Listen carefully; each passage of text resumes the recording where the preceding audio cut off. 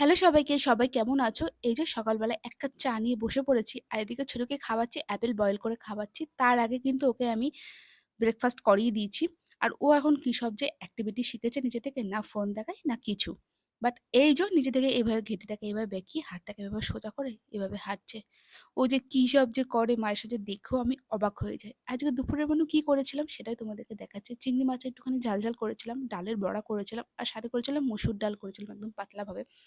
আর এখন তো ২-৩ সপ্তাহ ধরে এখন ওয়েদারটা এমনই থাকবে আরকি।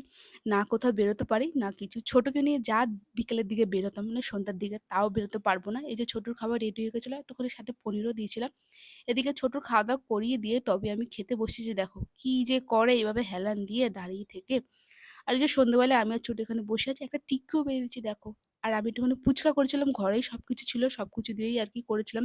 বাইরে তো আর বেরোতে পারছি না, সেজন্য ঘরেই সবকিছু তৈরি করেছিলাম।